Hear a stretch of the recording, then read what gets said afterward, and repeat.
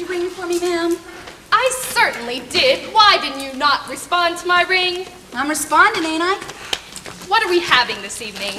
We're having supper, only you call it dinner here. Don't you suppose I know we're having dinner? That's the one thing you can't blame me for, ma'am. What are we having for dinner? Oh, that. We're having dreaded veal cutlet. How can you be so stupid? We are having breaded veal cutlets. Once I got a whiff of those veal cutlets, I dreaded having to eat them. You are impossible. I do not know why I put up with you. I do. It's 'cause I work cheap. Nothing of the sort. I'm sure I pay you all you're worth. That's the whole problem. If you expect me to stay on here, you'll have to give me more than what I'm worth. Where's that confounded nurse of mine? Why didn't you stay in bed, Augustus? Your doctor wants you to get as much rest as possible. All doctors are fools. They are in the same class as wives. Now, you mustn't let the temper get the best of you. Goodness knows I wouldn't want you to have another heart attack.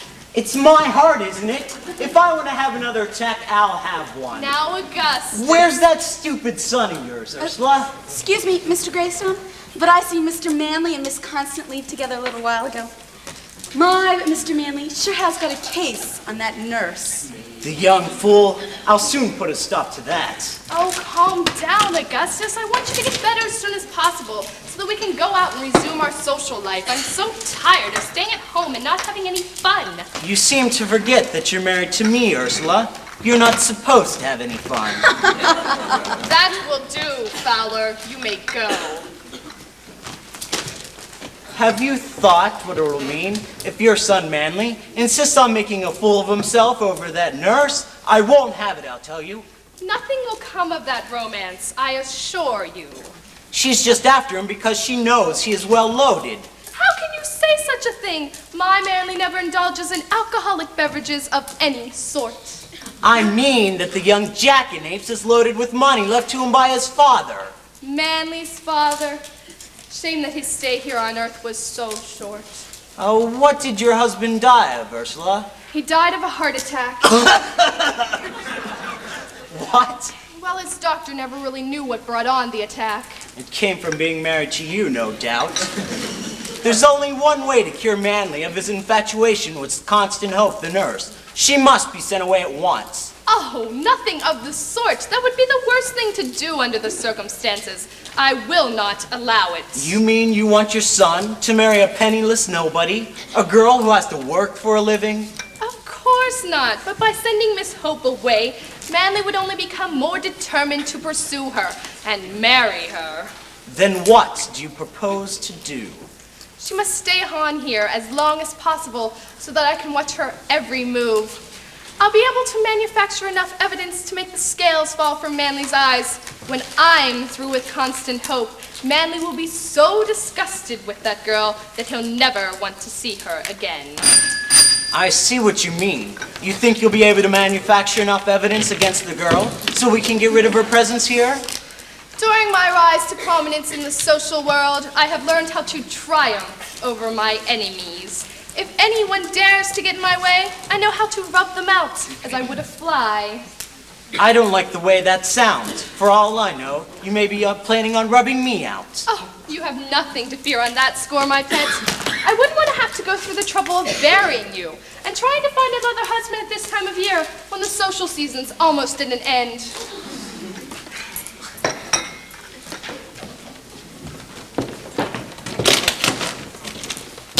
Excuse me, Mr. Grayson. Well, what is it now, Fowler? There's a gentleman waiting without. Without what? Without an appointment. He says he's got to see you without delay. Very well. Show him in. Right this way, sir.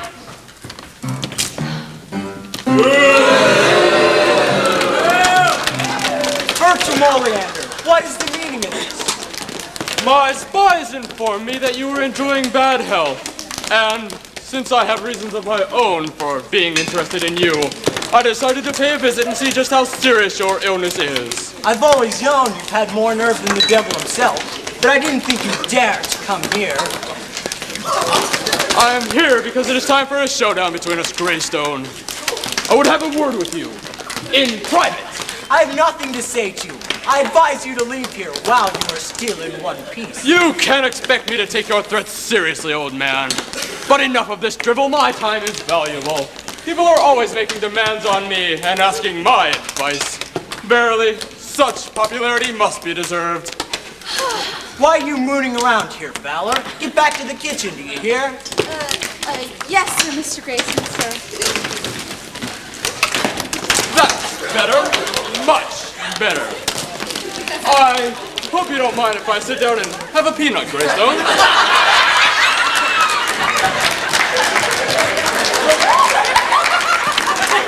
I should be overjoyed if you choked on that peanut, Bertram Oleander. I insist that you tell me why you've had the temerity to show your evil face in my house. You wrong me, Greystone, really you do. You should know by now that I am entirely unselfish, and that I have only your interest at heart. You mealy-mouthed hypocrite! What fresh deviltry are you planning now? I'm sure you haven't forgotten that you are to attend my trial a week from today, since you are to be the main witness. I'll say I haven't forgotten that. It shall be a great source of satisfaction to me when I appear before Judge Savage and testify, as only I can, that you are guilty beyond a shadow of a doubt. Isn't it a fact that your doctor has forbidden you to leave the house without first getting his permission? I'd make my presence felt as a witness against you if I knew it meant the end of my existence on this earth. If you succeed in pursuing such a course, you might not live to get to the courtroom, you old wreck! Now you are showing yourself in your true colors. It is what I expected all along from a scoundrel like you. A knave who's robbed innocent men and women of their life savings just to feather his own nest. Gadzooks! I mustn't lose my temper in the presence of this old goat. I didn't mean to lose my temper, Greystone. I beseech you, forgive me. I really came here to do you a service, sir. You expect me to believe that? It would be a lot simpler for you if you would. You should know by now that I will never be convicted of the crime I am accused of. This isn't the first time I have been brought to trial, but I have always managed to get an acquittal. It is true. In the past, you've always managed to evade the law and maintain your freedom. But this time, it will be different. I promise you. I can't understand why you should be so anxious to have me convicted, sir. After all, I haven't injured you in any way. You have hoodwinked a great many poor people who've been the innocent victims of your greed and cupidity. I merely sold some stock in a mining property to a lot of gullible fools. If I hadn't taken their money, somebody else would have. Tell that to Judge Savage when you appear before him. I'm sure that it won't come to that, Greystone. After all, you're the one who's responsible for this trial. You're the one who has brought charges against me. Why, nobody else even suspects that the mine they have invested in isn't everything I claimed it to be. Ah, that is true. I have positive proof with which to convict you. The stocks you've sold are worthless, not even worth the paper they're printed on. Oh, come now, Greystone. Who are you to be so high and mighty with me? I dare say you have resorted to several questionable deals that wouldn't bear too close an inspection. Will you get out of my house, or do I have to have you thrown out? Calm down, old man. Don't forget, you are the one with a weak heart. I'll go, but first, I wish to make you a very fine offer. You're just wasting your breath. Don't worry about that. I've got plenty more where that came from. Now, what would you say if I offered you $25,000 in cash? In cash, to drop the charges you have brought against me. If you had all the money in the world, you couldn't buy me up. I'm more determined than ever to see that justice is served and that you serve the maximum penalty for the crimes you've committed. Now look here, Greystone. Not another word. I shall call Judge Savage in the morning and inform him with the fact that you tried to bribe me. Before I'm done with you, Bertram Oleander, you'll wish you were dead. Very well. If that's the way you want to play this out, we'll see who will be the winner. I still have a few cards up my sleeve, and I shall play them for all I am worth. Get out of my house instantly. Oh, I'll go, of course. I never stay anywhere where I'm not wanted. Poor old Greystone. You know, something tells me that your heart is weaker than you think. I'm sure that before you are even able to get in touch with Judge Savage, you'll be a goner, because your ticker will cease to tick. Ah!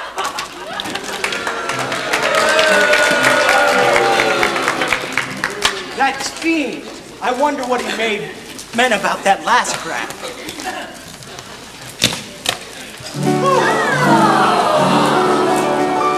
Mr. Greystone, are you all right? Fowler told me that you have been looking for me. Where have you been, Miss Hope? I'm not paying you to gallivant around while you're supposed to be on duty here. One of your prescriptions ran out, so I hurried to the drugstore to have it renewed. It took some time to have it filled, so I hurried back here and entered through the rear entrance. I'm tired of taking medicines that aren't doing me any good. I feel weaker today since I've had that last attack. Your doctor seems very pleased. I'm sure that in a very short time you'll be entirely well again.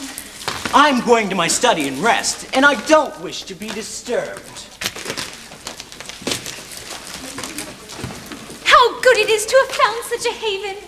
How good it is to have such a sanctuary where I'm safe and secure. No one here even expects that I was once a downtrodden girl, never expecting to escape the past that was closing in on me.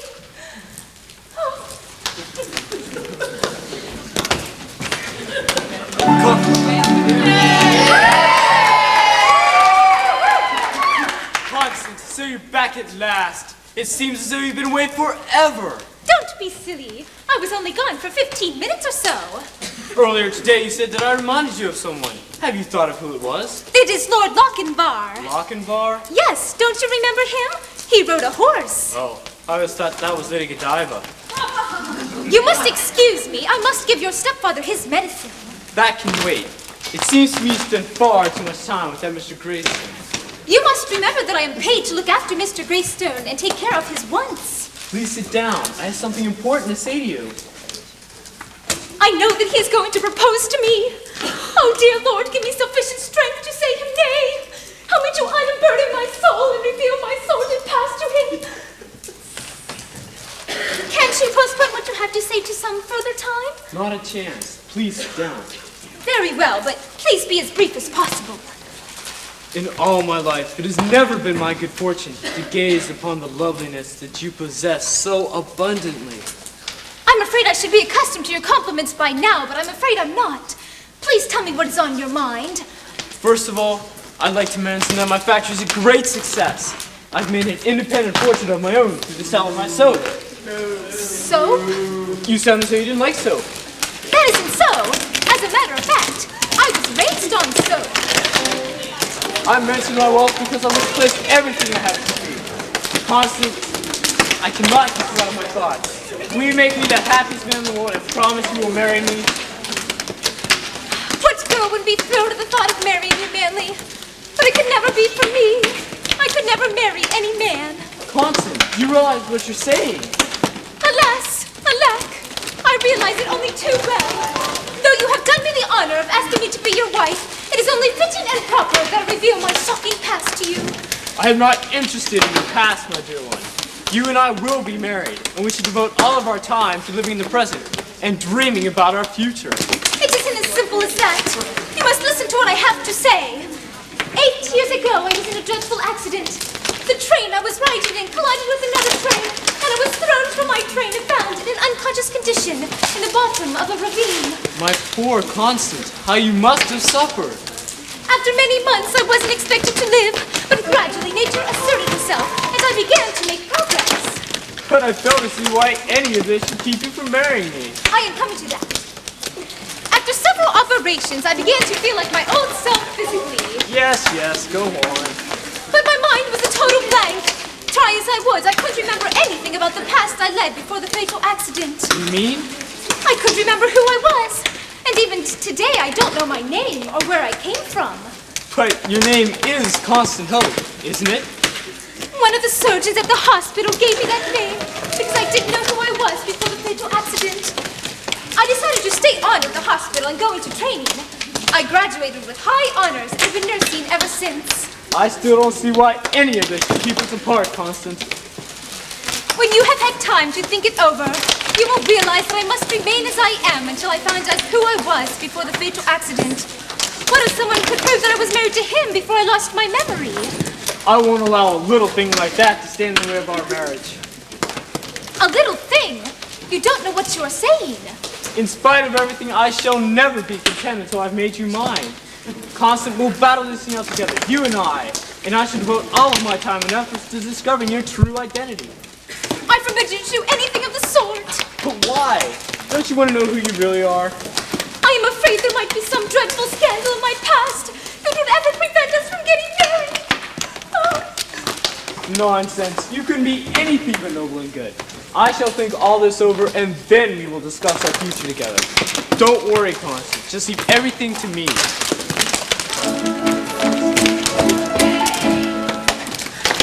Oh, would that I were free to marry Manley and live a happy, normal existence. But I could never run the risk of dragging the Count name of Rash through the mud. Oh, woe is me. Oh, like a day.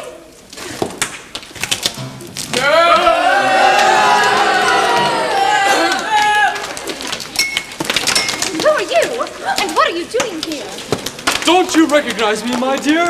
Why, I didn't think the day would ever come when you would not know your own Bertram. What are you saying? I have never seen you before. Or have I? Gadzooks! If I can succeed in pulling the wool over this dame's eyes, the world shall be mine. Now, for some dirty work. You'll never know how I have looked forward to the day when I should find you again. My own dear little wife. I am your wife? Why did you abandon me after I had lavished years of love and affection on you? Or could you find it in your heart to desert me and our little babe? I have a son. I must see him at once. Now, for some more dirty work. I'm almost beginning to believe my own lies. Unfortunately, that won't be possible.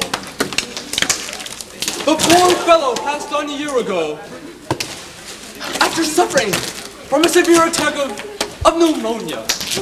Oh, the poor dear. What a short life. Ah, yes. True, too. True, too. I had no wish to desert you. I was in a dreadful accident and lost my memory. Why, I don't even remember my name. Gad! This dame has swallowed my lines, hook, line, and sinker. Well, that accounts for the fact that I was never able to find you. Although, I have never stopped looking for you since you went away. If you never expected to find me here, then what brought you here?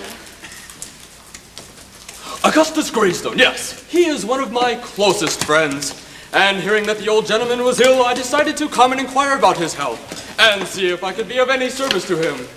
Mr. Greystone is resting now and wishes not to be disturbed. I am working here as his nurse. My wife working as a nurse? Why, you'll have to quit your job here immediately, my dear. What would my friends say if they found out that Bertram Oleander's wife was working for her living? It's an impossible situation from any point of view. You must give me some time to be accustomed to the fact that I have a husband. Oh yes, anything you say, my dear. Anything at all. Why, just the other day I was looking at our wedding certificate, and it brought with it thoughts of happier days. You are in possession of a wedding certificate? Naturally, since you left it behind when you went away.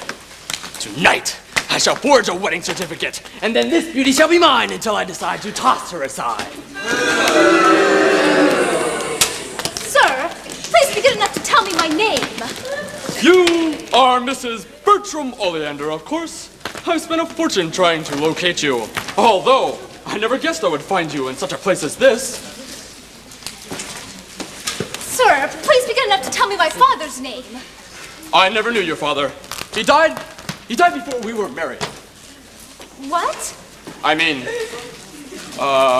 before we were married, your name was Marcy, Mary, Maggie McCoy. Maggie McCoy? Are you sure of that? Yes, I'm positive. You're Maggie McCoy. Why, you're the daughter of the real McCoy. When may I see a copy of our wedding certificate? Tonight I shall take you to dinner at my hotel, and there I shall show you the wedding certificate proving us to be man and wife. Until this evening, then. You must excuse me. I have work to do. Eureka! Once I have the nurse under my power, I shall pull the strings so that I will get my hands on thousands of dollars of the Greystones' fortune. Then, after I have the money, I shall abandon the nurse and journey to greener pastures. This has turned out to be a lucky day indeed for Bertram Oleander. Austin, I have something important to say to you. She isn't here. I wonder where she could have gone to. Manley, so glad to see you're home. I see so little of you lately. Yes, Mama, I've had a lot on my mind these days. So I've noticed. I'm happy to see you aren't rushing into matrimony without giving it serious consideration. Why, Mama? How did you know that I'm contemplating matrimony? Well, any fool can see that you're head over heels in love with Miss Hope. You can? I didn't think it showed. When are you planning on proposing to your stepfather's nurse? I have proposed to her already. Just this afternoon, and I asked Constance to marry me. I'm sure that she is overjoyed at the prospect of becoming Constant Rash. Yes, she was. Constance feels the same way about me as I do about her. Has she set a date yet? Not yet. You see, she's afraid her husband might grow up after we're married. Constant Hope has a husband. Who is he? She doesn't know for sure whether or not she's married. What? Don't you understand, Mom? She may be married, and then again she may not be. She can't remember. My poor boy. Are you feeling all right? I'll feel a lot better once I get this matter of Constance's past cleared up. So, this nurse has a past, has she? I can't say that I'm surprised. You can't? No. I thought it was odd that a girl as beautiful as Constant Hope was working as a nurse. Yes, Constance Hope certainly is beautiful, isn't she? She looks like $1 million. I hope for your sake she'll settle for a little less.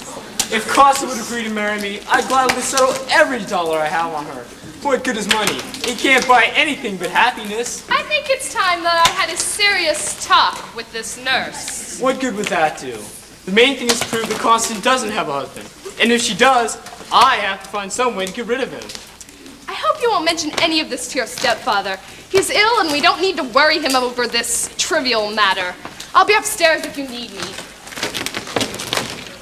I cannot live without Constance. She shall be mine. Don't worry, Fowler. I'll give Mr. Greystone his medicine now. Constance, I insisted you spare me a minute. Really, Manley, I must give your stepfather his medicine. That can wait. Please come out to the garden with me. I'll be but a few minutes. See that you don't. I must neglect my duties here.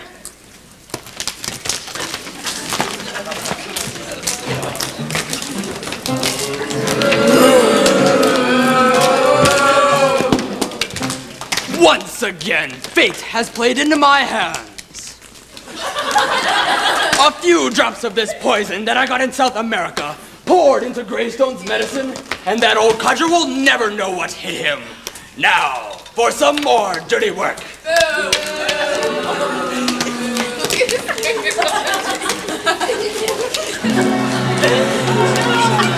There! That does it! Augustus Greystone's fate is sealed!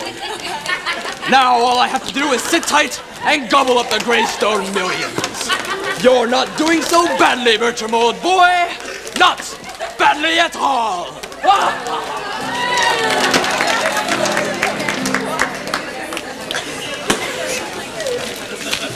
That's funny.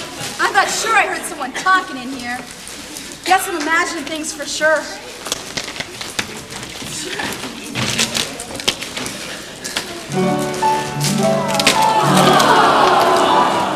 Your few minutes are up, Manley. I must give your stepfather his medicine.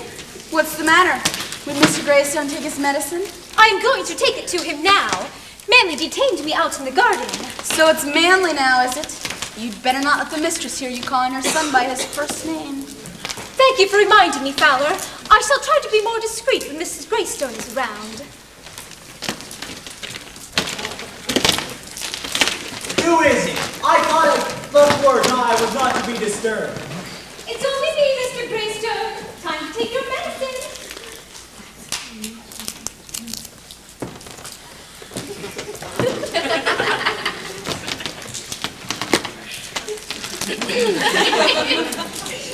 Loafing as usual, Fowler. Can't you find something useful to do? I don't know. I haven't had time to look. See who that is. And don't throw peanuts on the floor.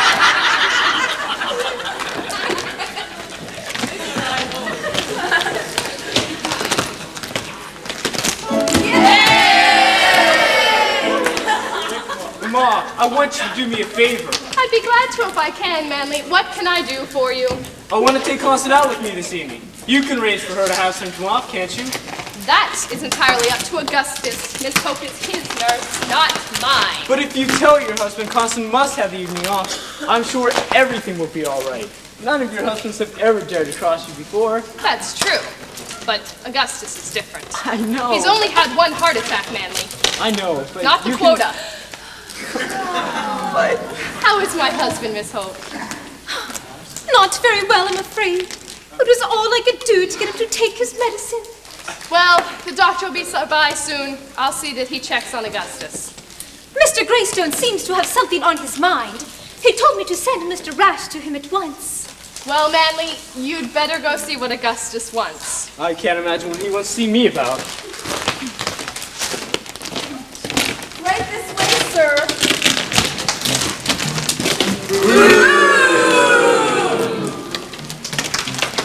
I hope you don't mind this intrusion, miss.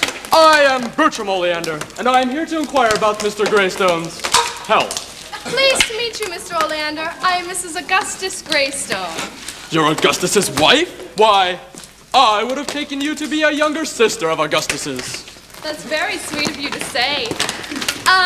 Meet Miss Hope, Mr. Oleander. She's Augustus's nurse. How do you do, Miss Hope? And how is your patient doing? Why, Mr. Greystone doesn't seem to be making much progress. I'm sure that a visit from an old and close friend like me will cheer the poor fellow up to no end. Ma, prepare yourself for a shock. What is it, Manley? What's happened? When I entered the study, Augustus was on a sofa, and he appeared to be dazed. I tried to arouse him, and he opened his eyes for an instant, and with a tremendous effort he said to me, "I've been poisoned." Poisoned! Oh Well, go get the doctor, Manley. Hurry! The doctor can't help him now. Augustus Greystone is dead. no! Ah!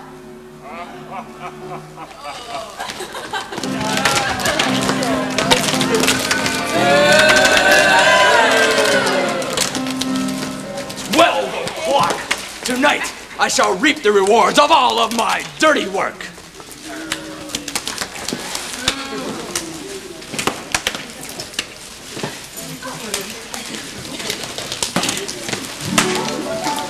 Oh, it's you. Do you wish to see Mrs. Greystone? No, I'm here to see you, Maggie. I mean, Constant. Egad, how beautiful you are. I must confess that I sure know how to pick 'em every time. Please be good enough to state your business, sir. And please be brief. I have no time for idle chit-chat. I am here to see if you have had any word from the missing Rash fellow. No, no one has heard from Mr. Rash since he disappeared shortly after Mr. Greystone's death.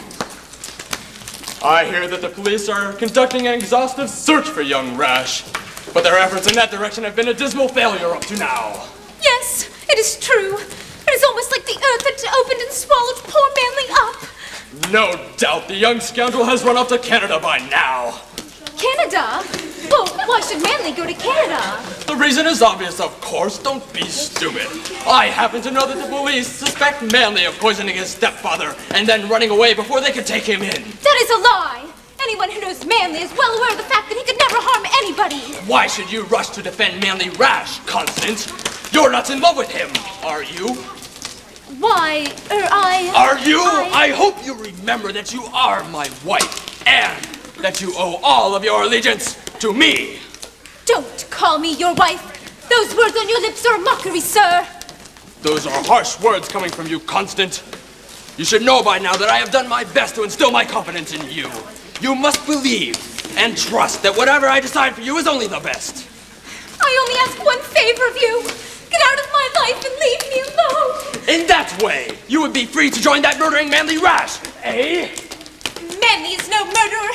How dare you slander a man who is far above you as the stars are above the earth? Have a care how you talk to me, woman. One word dropped in the proper place, and you shall be looking out from behind bars. I will give you 1 hour to pack your things and join me at my hotel, where you shall take up residence as my wife. There is no law that can compel a woman to live with a man whom she dislikes and mistrusts. Your words do not frighten me. I defy you. May I come in? Do so, by all means.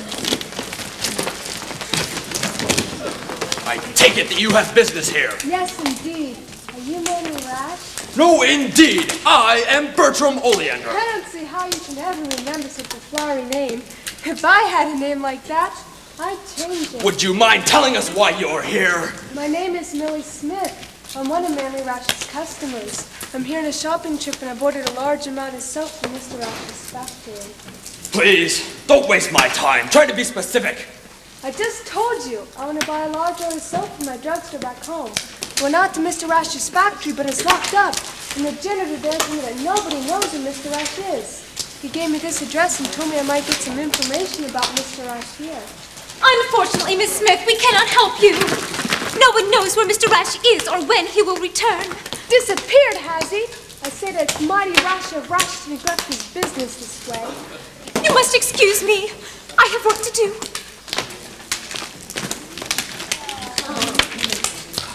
I'll have to find some other place to buy the soap I need. Perhaps I can help you out. Where are you staying, Miss Smith? At the Torrance Hotel. Well then, I shall try to drop by this evening and pay you a visit. I never miss an opportunity of spending as much time as possible with a pretty woman. Oh, you city men have such tempting ways. I shall look forward to seeing you again later. And don't forget to call on me. I'll be expecting you.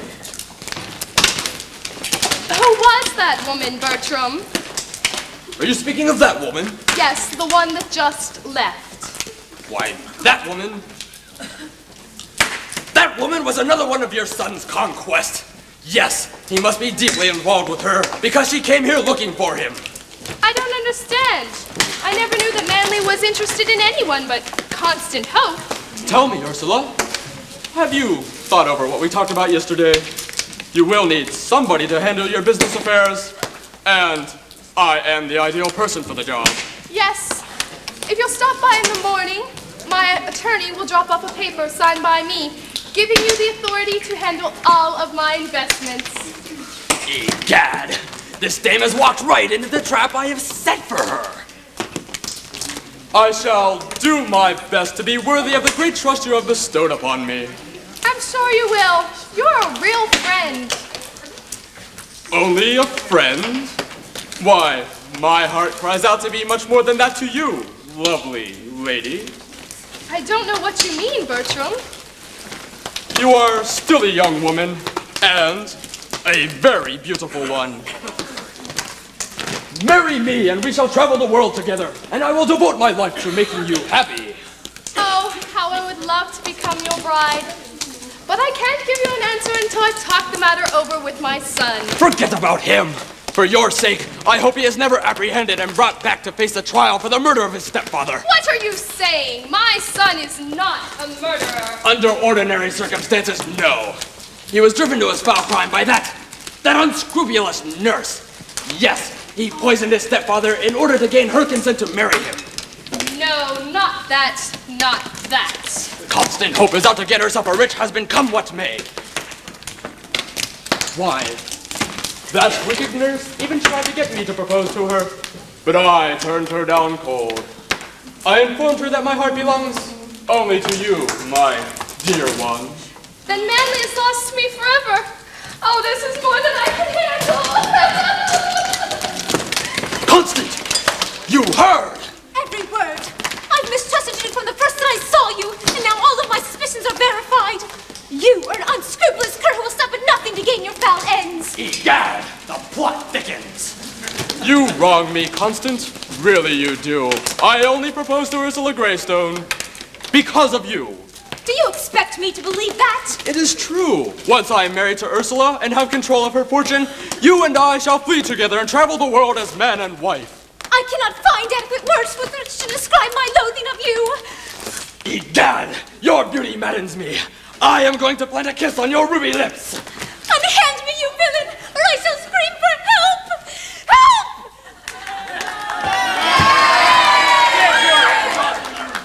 I'll give you the thrashing you deserve. Manley, you arrived in the nick of time.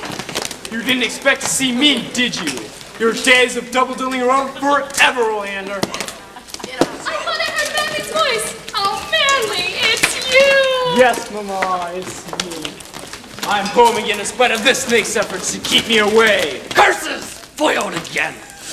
I don't know what you're talking about. I've never tried to injure you in any way. Not much you haven't. This villain pointed a revolver at me and forced me to go with him to an abandoned shack, where he bound my ankles and wrists and let Fred Better, one of his henchmen, to guard me. Oh, you poor, poor boy. How did you manage to get away? I merely chewed holes through the ropes and the rest was easy. I overpowered Better and handed him over to the police. And in order to save his own skin, Better made a full confession and told him it was all a plot on Oleander's part to gain the Greystone fortune. I'll not stay here and listen to these insults. I have every intention of bringing a libel suit against you, Rash. Then we all reach for the ceiling. What is the meaning of this? He's only claimed to be a customer of Mr. Rash's so that he gain access to this house. You mean you really aren't Millie Smith? I am Millie Smith, all right, but I'm connected with the law. I work for homicide. We searched Oleander's room and found a large supply of the same deadly poison that killed Augustus Greystone. You can't hang that rap on me. You've only got circumstantial evidence against me. Listen, Boston Birdie, this time the guy is dead to rights. Better's turned state evidence. You know what that means, don't you? The game is up. For the present. Next time, I'll play my cards more skillfully. Egad, what a cat. On your way, Boston Birdie. Remember, no tricks. My trigger finger's getting mighty itchy.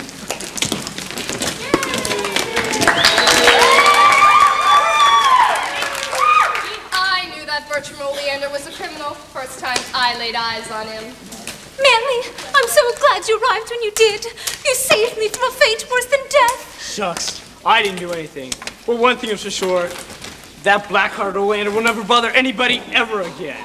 It's curtains for him this time.